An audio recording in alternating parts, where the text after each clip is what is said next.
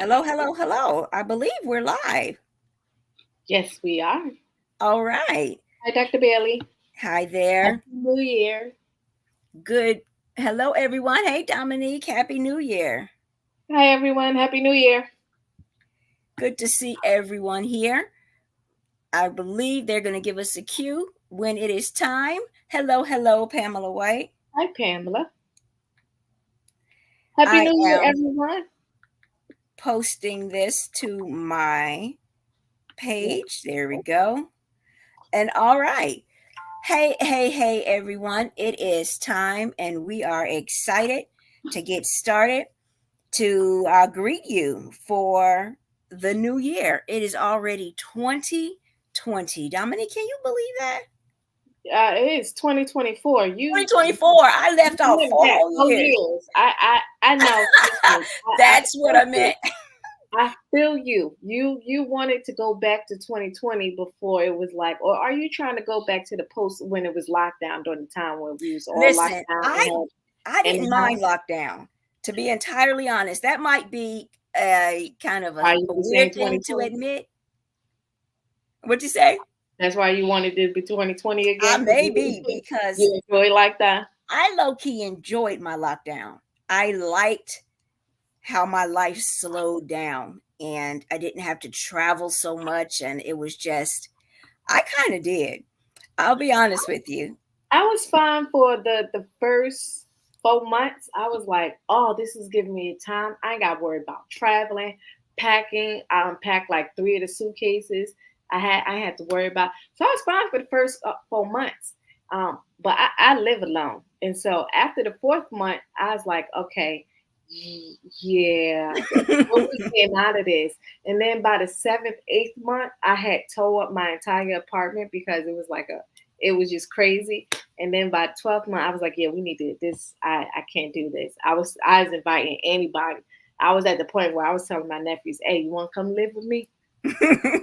I went looking for a pet, something that was going to Something. talk to me. See, you don't live by yourself, so Yeah, I get that I live because by I myself. did the quarantine at my mother's house. So there was a house full of children, 3 adults, 4 kids. We were good. It was, yeah, I It was get me, that. myself, and I. I And I get that. mean, I love me. I really do. But sometimes I need to break up the monotony of me. Because me, myself, and I be having conversations during COVID that I don't never want to go back and address. Like I worked it out with my therapist. Me, myself, and I agreed that we would never speak of it ever again. So no, I'm not looking for. I don't want another lockdown. But it is 2024, everyone.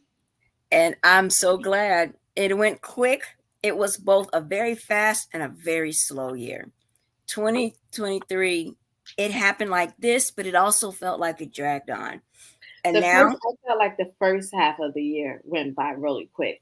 Like I looked up and it was March. No, I looked up and it was like June of what's the name? I was like, Dad, didn't we just have New Year's? What? Where'd it go? And then after yeah, June, it just slowed down.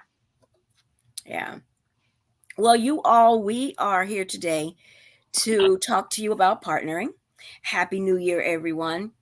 We're here to talk to you about the consortium and to answer the types of questions you normally get for those of you who are current partners as well as new partners. Those of you that are interested in becoming partners. Credentialing with the consortium is rolling and year round. However, if you want to join us in time to be brought in for the leadership summit, then the deadline is actually next Friday. It is. Now, that deadline, it might, oh, that says January 26th. The deadline has originally been January 29th for a while. And so I guess we could extend that another week. But for our partners, existing partners, your deadline is the 19th. It is next Friday. It's Mm-hmm. very, very important that everyone that is an existing partner, you do need to get your update in, and all of that information is due next Friday, which is the 19th. And brand new partners, if you have questions and you need to ask them, now is the time because your deadline is the 26th. However, that is not your deadline to partner with us. It is only the deadline to be sure that you have a spot saved for the 2024 Leadership Summit. All right, so let's jump into this. I'm going to start by, we'll come to the benefits in a moment. I'm going to start with just a really quick review of what the consortium is for anyone that watches this now or later and you are wondering why we have such a thing as credentialing, what it means, what partners, who they are, and how that works. All right, so very quickly, for anyone that doesn't know me, I am Dr. Lakia Bailey, and I am one of the founders and the executive director of the Sickle Cell Community Consortium. That is our longer name, but we are legally the Sickle Cell Consortium. Now, the consortium started as a discussion that I was having with a lot of different advocates, Phyllis Zachary Thomas, quite a few people. And it was this idea of creating an organization primarily of patients and caregivers where we form the center and a network of community-based organizations dedicated to sickle cell disease to provide resources, training, to give us a space where we can have our voices at the center of everything. Now, everything that we do at the Sickle Cell Consortium, every project, platform, and initiative is prioritized, identified, and prioritized by patients, caregivers, and CBOs. And then they are organized and led by patients, caregivers, and CBOs. It is how we work. We incentivize collaboration by ensuring that every project has multiple CBOs as well as patients and caregivers at the center of it. All right, so when did this all come about? We first began, I realized we had been talking about creating something like this for a while. So the idea was a lot of people were going to Maryland for this FDA sickle cell meeting. PFD, it was patient focused drug development. They were bringing in a lot of individuals of different diseases. They did several diseases and they did sickle cell first, and they did us in February. At the time, I thought that demonstrated a lack of understanding of this disease to want to fly in patients into Maryland in February. But I use that as an opportunity. If a lot of advocates are going to be there, then let's go ahead and have a meeting and discuss, do we want to create this org? And let's just get it going. So that February in 2014, we gathered together. My mother at the time was an accountant with the hotels, and she knew like how to help me find good hotels and hotel deals and try to help people with the expense of being there. And I called as many advocates as I knew, everybody that I could think of. And I told them, here is what we've been talking about. This is the idea. Are you coming to the FDA meeting in February? Those that did, we met. We had a meeting in the hotel lobby, and then we went to the FDA meeting the next day. And then after that, we went and had dinner at I had reserved a space at some restaurant. I can't remember which one. And that was the start of the consortium. We decided that we wanted to create a network of organizations that would provide the platform so that our voices could be heard, and so that we provide a platform so that the patient and caregiver is at the center of research, education, legislation, awareness, and policy. That's how we got started. 2015, I filed for the 501c3. In 2016, we had our first annual leadership summit. We all came in and launched this consortium. Now, what is the consortium? It is a network. It doesn't act as an individual CBO, but rather a network of community-based organizations throughout the country and as of 2023 throughout the world, as well as independent patient caregiver advocates. All collectively, it's not really a member orgs, we are partners. All of these groups partner together to identify the problems, needs, and gaps that we see in the sickle cell community and then strategize ways to address them. Our first leadership summit was in 2016. And that summit, it it just grew from there. I think we might have had maybe, I don't know, maybe 19, somewhere between 19 and 24 community based orgs that joined us that first year as partners. And then I realized as I was sort of creating the framework of this that I really envisioned this working almost as like a United Nations for sickle cell disease, where we all came together to create and to addressing situations, issues, problems, needs, gaps, to create solutions for them, but that each individual organization retained its individual autonomy. We also invite what I called IPCAs, Independent Patient Caregiver Advocates. And these are individuals that are not part of the executive leadership of an existing CBO, but are active advocates in their own right in their space. These were our initial groups: CBOs, what we call JCBOs or junior CBOs, and IPCAs. A CBO was defined as a 501c3 nonprofit whose mission matched the mission of the consortium and that it was sickle cell based. JCBOs or junior were those organizations that were not yet 501c3, but they had 2 years to become 501c3. And we provided training to assist and help them transition from a junior CBO to a full CBO. That first year, we did a lot of training, and some of our JCBOs transitioned over to CBO fully very, very quickly. I think some of our initial CBOs, Bold Lips, Sickle Cell 101. There was a lot of groups that, and we did different things to help. How do you write an abstract? How do you submit? How do you create a poster? How do you submit to meetings? What do you need to do about your 990s? What taxes and what forms do you need to file to help our junior CBOs become CBOs? All right. So we started off as CBOs, JCBOs, IPCAs, and then we expanded to SPOs, special patient organizations, or they basically were place things like support groups or something that was not necessarily a 501c3, had no intention of becoming a 501c3, but like parent groups that were in the community doing things in that space. These organizations have a fiscal agent. They can be a partner, somebody that has been a partner with us for a couple of years, or in some cases, the Sickle Cell Consortium directly act as the fiscal agent for our SPOs.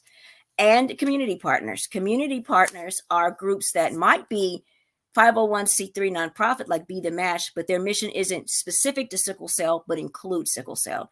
Community partners also include for-profit groups that have activities geared toward sickle cell disease, like Cleverly Changing. So as of 2023, that expanded one more time to include our ICBOs, International Community-Based Organizations. We did that beginning last year. We opened it in last year, and I think we almost immediately had about 15 international orgs to join us, and it just growing and just others joining. And so we have expanded to include this network, including international community-based organizations, domestic community-based organizations, junior community-based organizations, SPOs, and community partners and IPCAs. Now, the goal was for us all to come together. Everyone retained their individual autonomy, so we have absolutely no say over the doings of our partnered CBOs. But we do have a credentialing process. So what does that mean? It's like the application that you put in to identify yourself as one of those categories, to, if it's an organization and you are CBO, that you are registered with the IRS, that you are in good standing, and that you are doing with the money you raise what you say to be doing, that you do in fact have sickle cell programs, that sickle cell isn't just in the name, but the money is coming in and it's not going back into this community in any capacity. Because believe it or not, there are those like that exist. They bring in money for sickle cell, but don't do anything for sickle cell. Not many, but I haven't counted a couple. And so there's that basic sort of litmus test. Are you actually doing something in your space? IPCAs, they are either existing advocates or those that are very interested in becoming an active advocate, but are not part of the executive leadership of an existing community-based org. So all of these partners, we come together. Now, I mentioned the Leadership Summit. The Leadership Summit is what we do annually. We missed 1 year during the pandemic, and we are about to have our 8th annual Leadership Summit. It started in 2016 all the way until now. This meeting is mandatory for all partners. And we ask that unless illness or some other extenuating circumstances, that all partners endeavor to be part of this Leadership Summit. That at this summit, we accomplish several things. We have our prioritization on every even year. We provide updates on what's going on in research and in medicine and in sickle cell disease space, government-wise.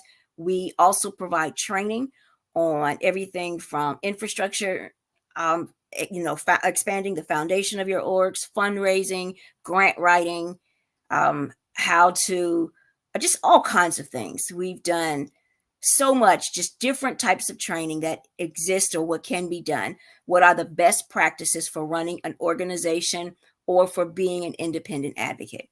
Now, one thing I didn't mention is that we also go as young as 7. We have something that are our next generation advocates that also join us, and they themselves gather for sort of their own leadership summit inside of the summit, where they develop their own priorities, projects, and initiatives that are then supported by the wider organization.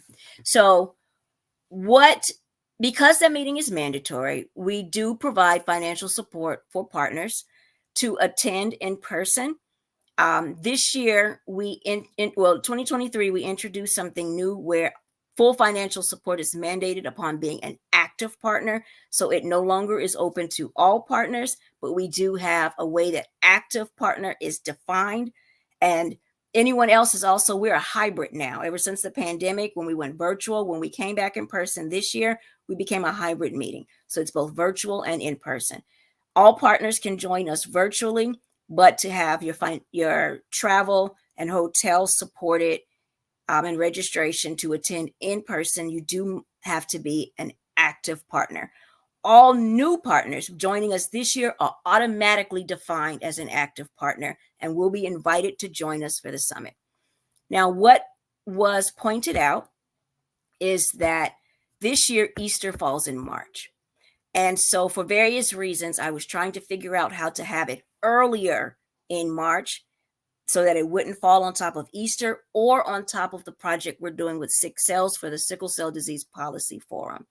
So I was trying to get it much early in March, but due to several different circumstances, we are now able to move it into April. So although the Leadership Summit is normally in March, I was trying to avoid April for various reasons, but now we are able to move into April. And so the second week of April will be this year's Leadership Summit, barring that I go through and finish signing these contracts with hotels. It's a whole thing.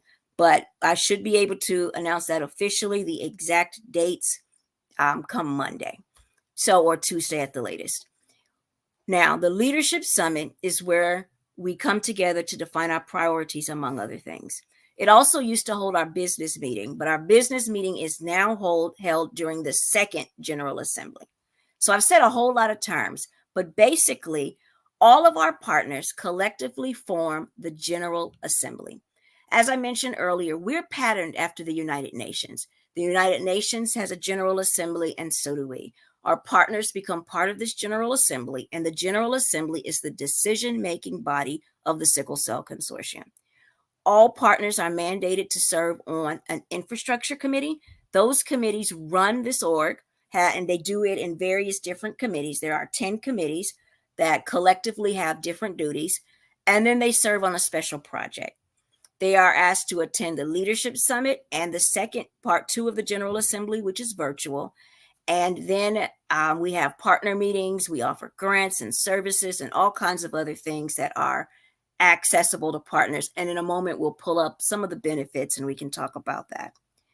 So the goal is for our community to be the decision-making body, to tell us these are the problems, needs, and gaps that we see in this space. Now, some of you have heard me say this before, but when you're living with a chronic illness, you we tend to be taught to be helpless. Helplessness is learned. And I came to the realization very early on that if helplessness can be learned, then it can be unlearned. We are not helpless. We define what we see as issues in this community and then work collectively to solve them. Every even year, which this year is, the docket opens. All of our partners put down on the docket problems, needs, gaps they see in this space, projects they think we should collectively work on. And then at the General Assembly, we will discuss, debate them, their merits, landscape analysis, the whole thing, and every single member of the General Assembly will then vote on the top three. Those three projects we then collectively work on for the next 2 years and potentially ongoing. So, for example, one project that was voted on early on was that the partners said that they wanted a series of training on how to use social media effectively to improve healthcare outcomes and to benefit their nonprofits. So we created a 2-semester series of multiple classes. It was all online. I don't think we used Zoom back then. I feel like it was like something like WebEx, but it was one of those online platforms. And that's the kind of project that has an end date.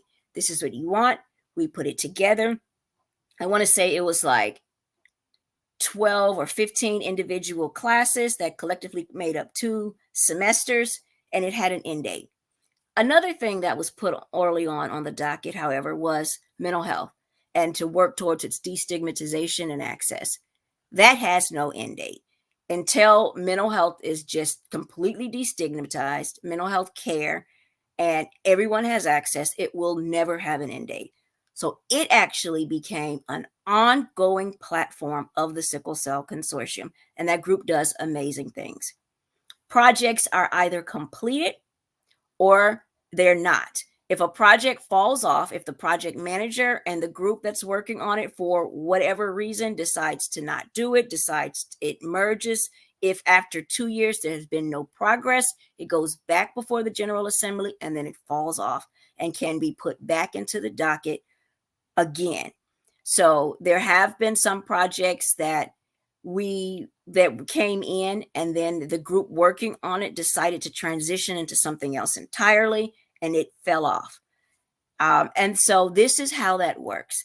Last year, not last year, year before that, in 2022's Leadership Summit, the projects were the faith-based initiative, primary and secondary education, going into the primary schools and then the secondary schools.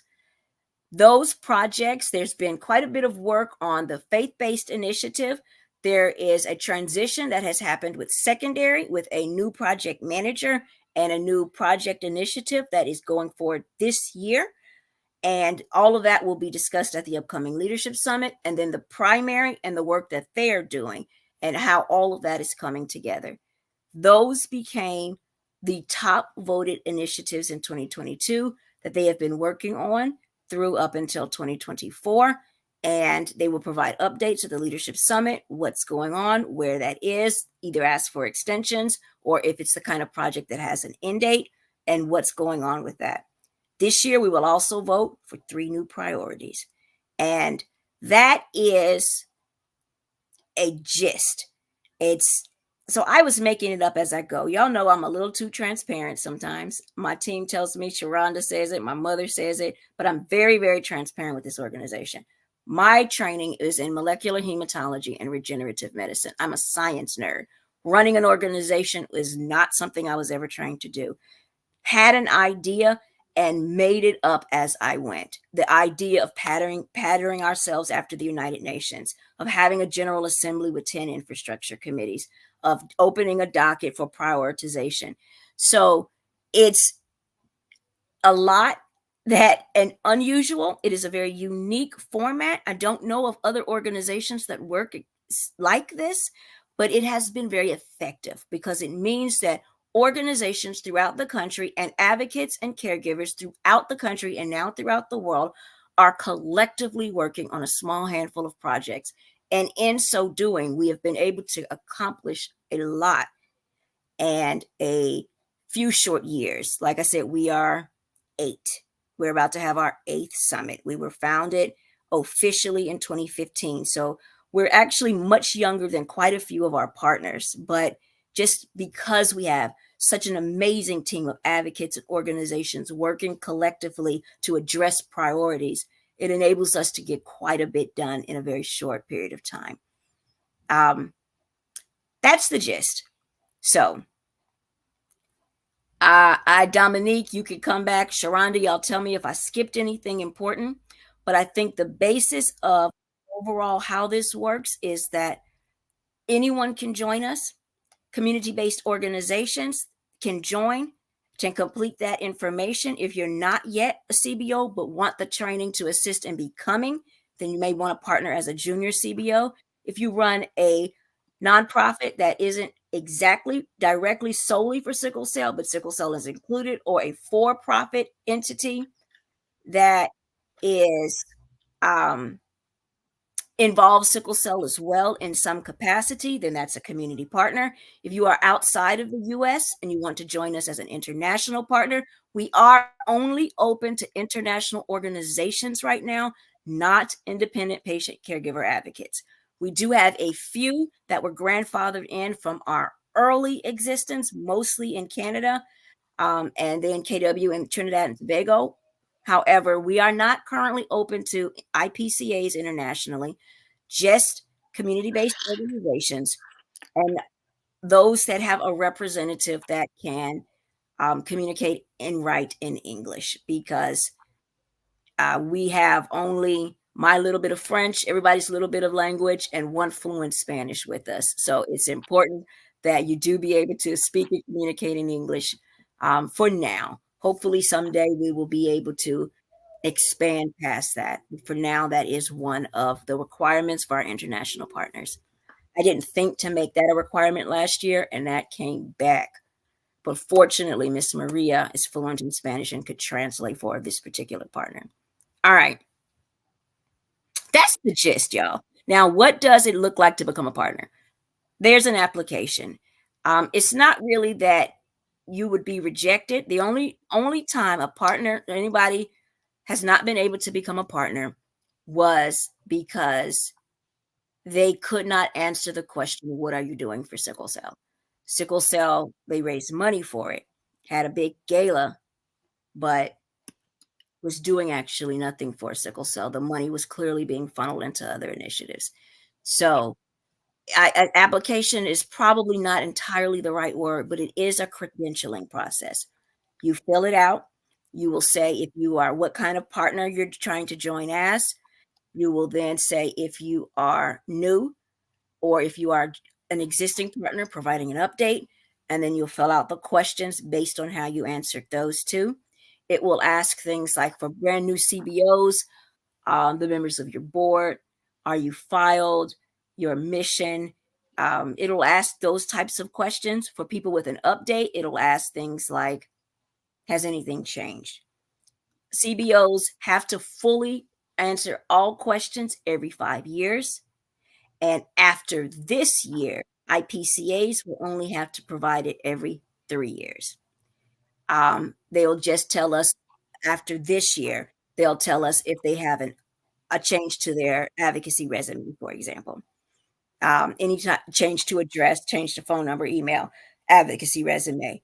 But after they complete it in its entirety this year, and by the way, those two things, with it being every 5 year and every 3 years, were items that were placed on the business docket and were voted on, because it used to be every year for both. And they were like, nah, we don't change that much for us to have to complete this every year. So they placed it on the docket, and as the decision making body, they then voted to make that infrastructure change. Okay. So, Dominique, what did I miss that's important about that general overview? And then we can get into benefits and questions and other stuff. Um, I would say you did go over the fact that no one has really been turned down for being a Yeah. partner. Um, but as a partner, you do need to know that when filling out to make sure, and this goes really for IPCAs, um, we do please put on your credential applications your social media handles and page number, all of them. If you do TikTok to bring awareness with sickle cell, put that, because we do go and check to make sure. Hey, have you posted that you spoke with Congress about a sickle cell bill in your state, or you posted a TikTok bringing awareness to sickle cell World Sickle Cell Day. So for CBOs, INPOs, international nonprofit organizations, JCBOs, and organizations, yes, we check things like that, and you guys give us a list. But for IPCAs, it's very important that when you are listing the things that you do in the community on your advocacy resume or your CV, that you also provide us with your social media.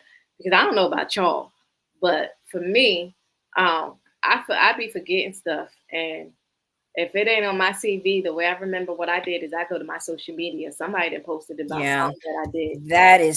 That's how I do it too. I forget, and unfortunately I don't always post everything. So it is so hard to go back and rebuild that. That's just good advice too for your NIH bio sketch. To be honest, just keep it updated as you go, because it is so hard to rebuild that. And we like it when you share your social media so that we can shout you out. We can share the things that you're doing in your community. We can share about all the cool things that is happening. Um, I agree that if you will share that with us, it's super important that we can just have that information. But now, what Dominique said does remind me: your social media is not mandated to be a partner with us, nor do we judge partnership based on that. But there is a code of conduct. Mhm. There is a code of conduct that all partners are asked to review when you partner. And then when we do what we call onboarding, there's an onboarding process after partnership completes where everyone is asked to review a few videos to make sure you understand what we are, how we work, what's required, and things like that. And there's a code of conduct. There's a code of conduct for the consortium in general, and then we have a separate events code of conduct.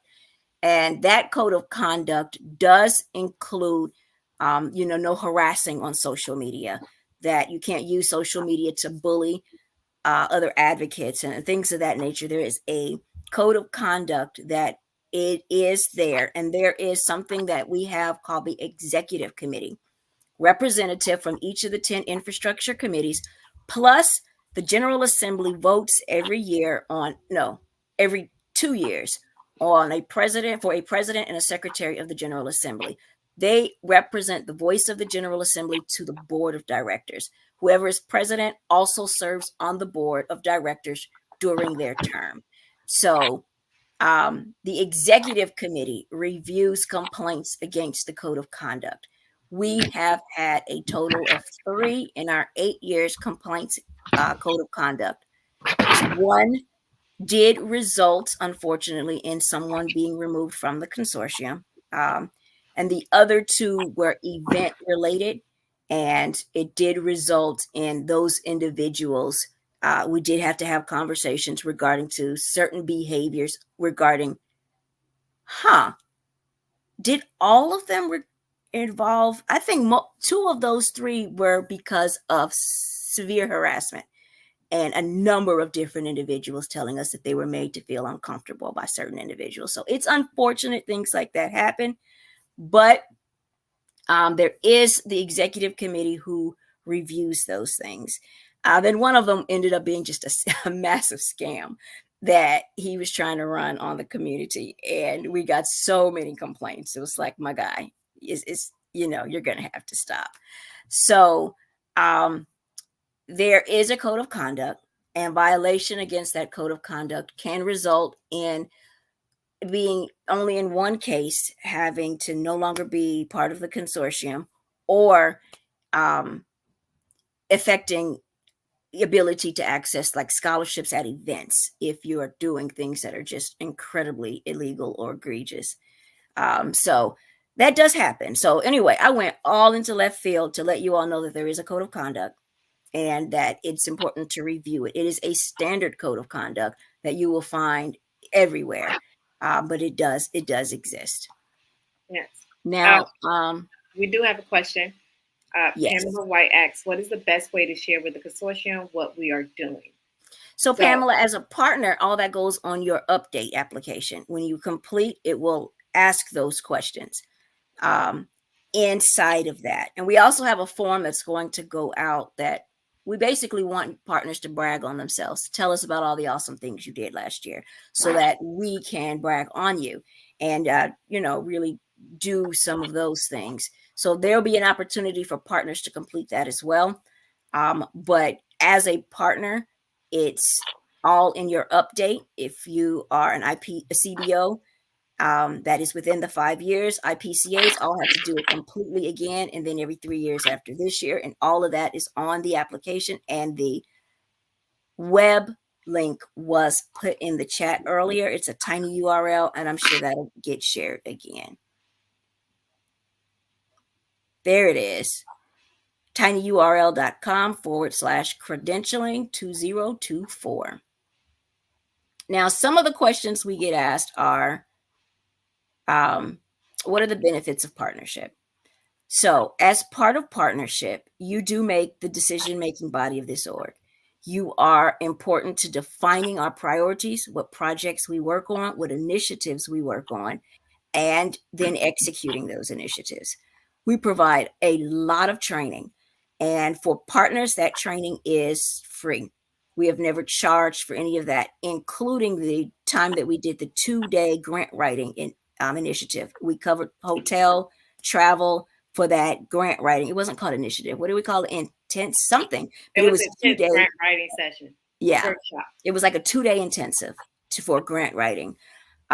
Is a lot of training. All the warrior use, everything that we do, all of the private training that is just for partners, and there that does exist as well as public training. Everyone has access to. Some of the private training has included templates. I've provided our templates on how to do your prospectus, how to raise money, how to run an effective in on in in-person event as well as an effective online event.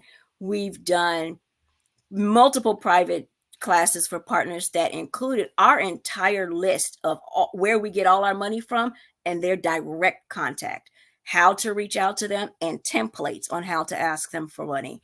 I've provided templates on budgeting, how to create your budget. Will we do grant writing again? We absolutely can. The classes that there is, if you are on the CBO Infrastructure Committee or the Patient Family Advisory Board, and those two groups want very specific training, that comes through those committees.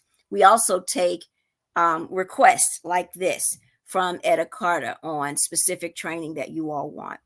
So all of that is also part of the perks of being a partner. We also have major events each year, and all of our partners receive scholarships to attend them, as well as the ability to give out scholarships to others.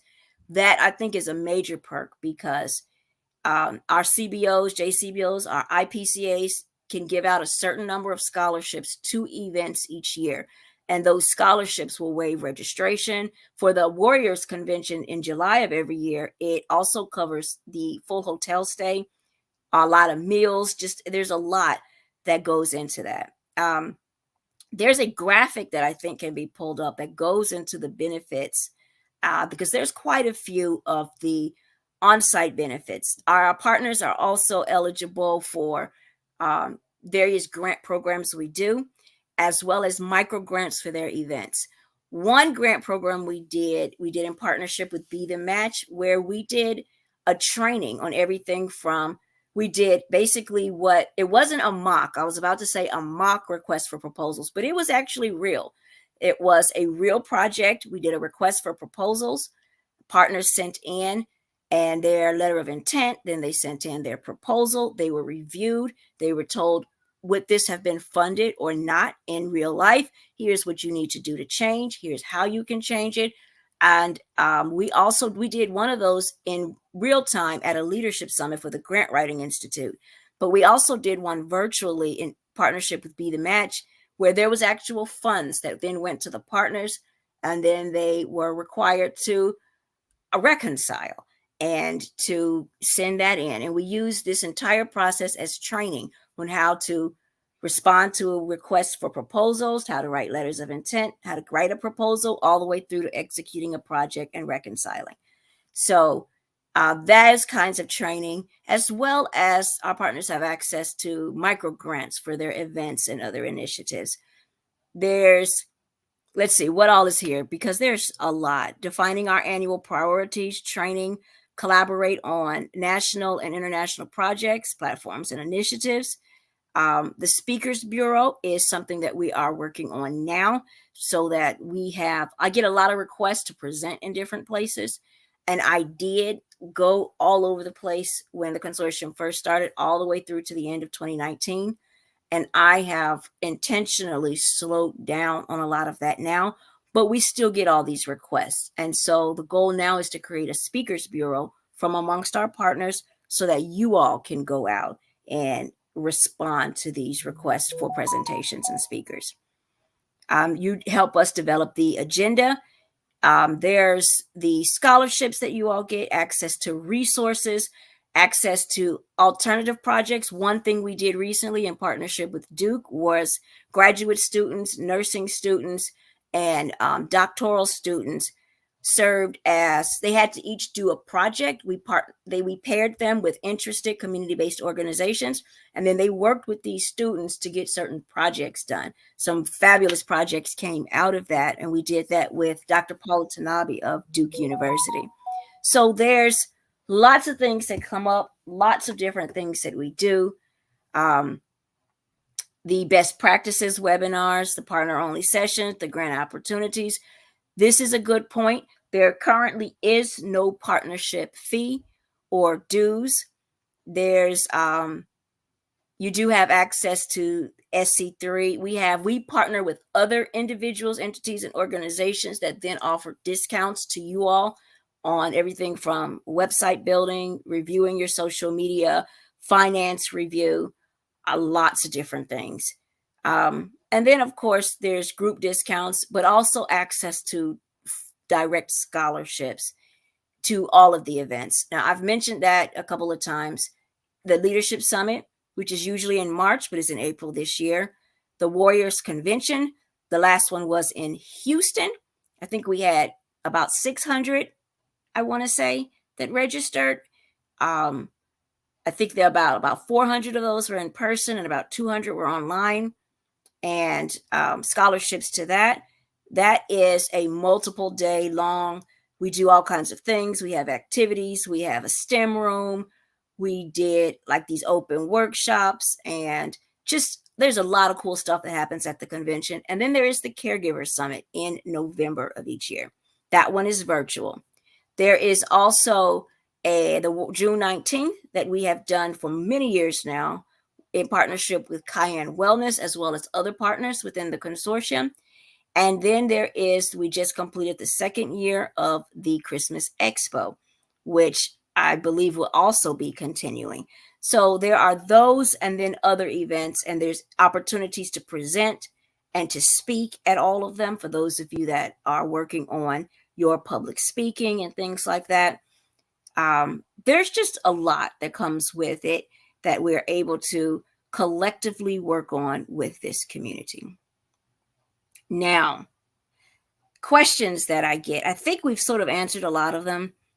Does it cost anything? No, it does not. Do you have to already be an active advocate? If you are an IPCA and this is your first year joining, no, you do not, but we will ask you to let us know what of anything that you did, and to upload an advocacy resume, as well as to write a biography of yourself. If you, what else? Let's see. There's, what was I saying? I lost it. I looked down and started reading some of this stuff that's being sent in to me, and I lost it. But anyone can join. If you're interested in being part of this larger network, you fill out the application, and all of that is being reviewed now. And you all will get the information next week about the upcoming Leadership Summit. And then shortly after that, the docket will open. And once that docket opens, since this is an even year, you'll place everything on that docket of the projects that you think we should be working on for the next 2 years or potentially longer. All right, I have talked a lot, Dominique. What else? I did see you did answer the question about the grant writing. Etta, um, I'm Dean of Warrior University. I have already started the classes that are for all the way up into June. We can do grant writing class again, but once again, as Dr. Bailey said, our grant writing course will be uh, partners only because for Warrior University, we have not only our classes and courses are not only just open to the public, but we do have certain courses that are partners only. And those partner only courses are a great deal of information. It's another one of the reasons why you uh, think about becoming a partner. As Dr. Bailey said, one of our courses, I forget the name of it, it's slipping my mind now, but we gave out um, our contact information, what needs to be done with throwing a, oh yes, it was throwing it was putting on a event like um, the Hmm. Warriors Convention or leadership from beginning to ending, whether it was virtual or in person. And Um, we went through so all the details for that one. We all started of it, at, even including reconciling, which is yeah, very important. hmm, And we probably are going through another recap with that marketing. for this year because it's something that's very important for CDOs when they are being sponsored by the pharma companies to make sure that they reconcile at That the end is of the so day. important. Um, we will have classes. I saw Kiara put how to publish your book for aspiring authors will be a wonderful one.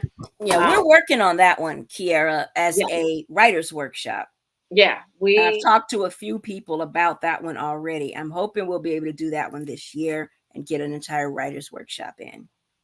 I'm looking for that one too because me likes to write a lot. But I think that is everything. I do want to make sure reiterate that for our partners, current partners, whether you're IPCA, CBO, JCBO, SPO, IMPOs, as community partners, for any of our partners, existing partners, the credentialing will close in time enough if you want to make sure that you are able to attend the leadership summit in April.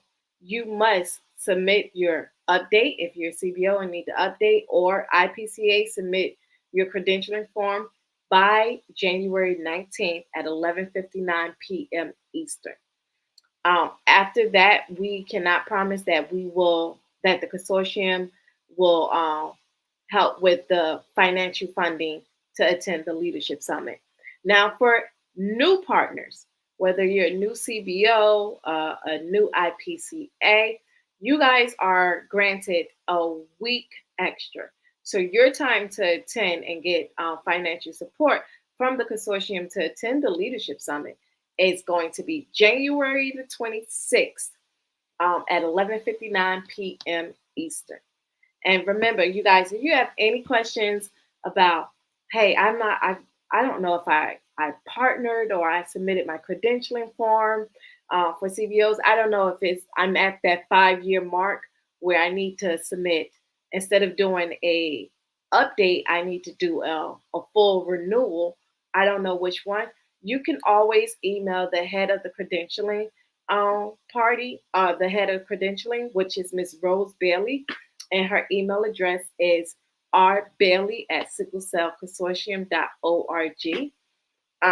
If you have questions about, if you don't remember whether if you're IPCA, I don't remember whether I partnered or not, uh, send an email to our credentialing team to find out, and we will get back to you. Ms. Rose Bailey will email you and let you know. And we are putting that in the chat. And once again, we're going to put in the chat um, the link to credential. Um, we're going to put inside the chat the link to credential. And you guys, if you have any questions, you could go ahead and put them inside of the chat. I would be happy to answer them. So, We also accept next generation. We did tell you the different partner types, but our other partner type that I don't think Dr. Bailey mentioned was next generation. So, and I believe the age is 7 to 18. They are allowed to partner with the consortium. However, if it's a next generation, there there needs to be an adult that partner as well. So if so my nephew is going to partner this year. Um, so in order for my nephew to be able to partner, I will have to partner, or his mother will have to partner as well. So make sure if you got children, teenagers that want to be able to participate in some of the awesome things that the consortium does. And I'm telling you, the next generation is a whole nother level. I'm going to be so proud because when I retire, I know we are going to be in good hands with our next generation. So, next generations are able to also credential and partner with the consortium. They just need um, an adult to partner with as well. Absolutely. I am going to make one quick change there. I'm going to ask if you have a general question about credentialing, what it means to be a partner, about the consortium, about the credentialing part of that. It should go to credentialing at sicklecellconsortium.org. But if you have a question about a specific application that has been submitted, then it goes to R. Bailey, our credentialing specialist. So if you've submitted an application, but you think you did something wrong, you think you missed something, you want to update your CV, you sent in the wrong one. If you anything to do with the specific application process, that goes to R. Bailey. But general questions about becoming a partner, that's credentialing at sicklecellconsortium.org. And that has been put inside the chat as well. All right. Well, do we have any questions online? And if not, I think we were pretty thorough there. Yeah. Alonzo Someone Jones, this said was this was Bible. very Go ahead. informative and answered all my questions. Perfect. All right. Well, let me check. I did repost it on my page. Let me make sure nothing is there. Although I think it would automatically bring over here. But let's just check. And if there are no other questions, then I'll reach out to us. Don't forget those email addresses. General questions about becoming a partner is credentialing at sicklecellconsortium.org. A specific question or correction regarding your submitted application goes to R. Bailey. That's R as in Rose, Bailey at sicklecellconsortium.org. We do have one question. So the deadline, if you are an existing partner of the consortium, the deadline is going to be January 19th at 11:59 p.m. Eastern. That is for existing, and that is to get financial support to attend the leadership summit. Credentialing is year round. You can credential pretty much whenever, but the deadline to receive financial support to attend the leadership summit for existing partners is January the 19th, um, 2024 at 11:59 p.m. Eastern. Now, if you are for new partners that have never credentialed with the consortium, the deadline is January the 26th, 2024, which is a Friday, at 11:59 p.m. Eastern. And I think that is all of the questions, Dr. Bailey. Oh, I do want to make one announcement. For everyone that has been participating in the readathon, tomorrow is our last readathon party before the end of the readathon. So make sure you guys join us tomorrow, Facebook Live at 7 p.m. for our readathon. We will be reading another book, and you guys have until 11:59 p.m. Eastern tomorrow to turn in book reports. And then 2 weeks after that, we will be announcing who our winners are. All right. That's exciting. Oh, we have one other The question. Leadership Summit is being moved into most likely the second week of April. I will give out the specific dates once I secure the change with this hotel contract. I've already have the contract, so I just need to review it, and then I'll be able to be very specific about it next week. All right. I think that is all the questions, Dr. Bailey. All right. Well, then, if you have any additionals, please reach out to those email addresses. I hope everyone is doing quite well, and I will see you all later. Bye, everyone. And once again, Happy New Year's. Happy New Year! Bye.